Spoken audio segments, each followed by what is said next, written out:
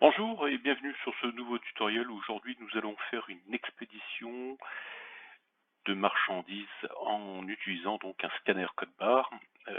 Nous avons choisi donc une commande client avec deux produits. Un produit avec une gestion code lot et on utilisera des codes barres 128 qui vont nous permettre de véhiculer donc les informations de lot, de date de péremption, en plus du code N13, et puis un produit voilà, classique.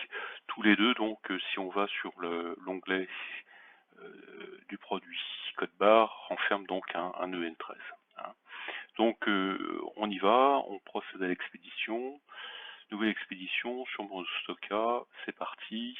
Voilà, je me retrouve ici, donc j'ai mes deux produits qui apparaissent. Alors comme celui-là a une gestion de lot, et bien, il me met les lots qui ont été saisis donc en réception, hein, qui correspondent donc à des éléments de stock bien précis. Sur ce stock-là, lot série, voilà, avec la date d'LC en l'occurrence là, et puis mon produit C. Donc pour faire la saisie, j'active ici la zone de saisie et puis j'utilise mon scanner. Donc là j'ai un scanner qui est en Bluetooth, hein, et qui a besoin d'un clavier en majuscule. C'est pour ça qu'on a une petite alerte si le clavier n'est pas en majuscule.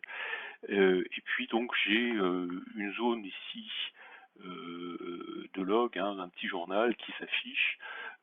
Voilà, il nous calcule en même temps le reste expédié.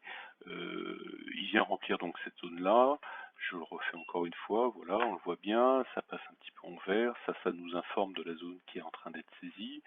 Si j'utilise la boîte de dialogue, eh bien, il va me proposer donc une boîte de dialogue avec deux options, soit de remplacer la valeur qui est saisie là, soit de l'ajouter. Hein, donc là, par exemple, je dis remplacer, puis voilà, hop, donc il vient compléter. Et puis donc pour le code 128, eh bien c'est exactement la même chose. Donc je scanne mon code barre, qui lui va renfermer beaucoup plus d'informations qui vont apparaître ici. Donc je vais avoir le code, le numéro de lot s'il y en a un dans le code, et éventuellement les dates de péremption. Alors là, on est dans une configuration un petit peu particulière, c'est-à-dire que sur le code 128, on ne gère pas les lots.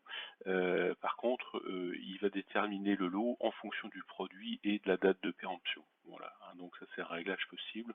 On peut le faire donc en réception, bien évidemment, et puis derrière en gestion. Ce qui veut dire que voilà, on va pouvoir avoir des étiquettes. Ici, en l'occurrence, il s'agit de produits au kilo avec des poids variables, et on ne gère pas spécialement le numéro de lot, mais pour autant, si vous voulez, on a créé artificiellement un numéro de lot pour pouvoir gérer surtout la date de péremption.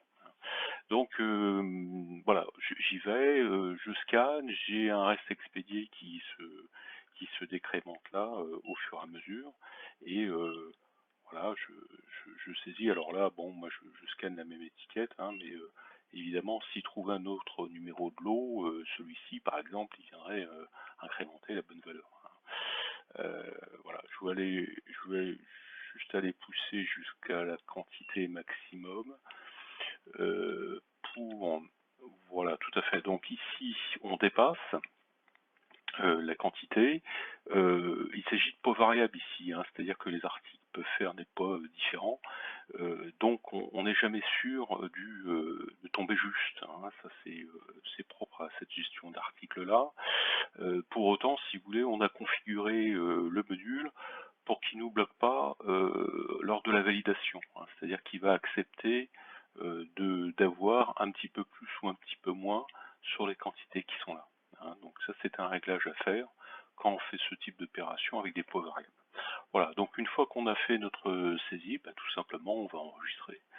Voilà, et donc on va se retrouver ici avec nos quantités euh, et notre BL qui est là, et donc on va pouvoir, selon le cas, le valider, et puis éditer les documents de bons d'expédition avec les numéros de lot qui apparaîtront, etc. etc. Voilà, à très bientôt pour un prochain tutoriel.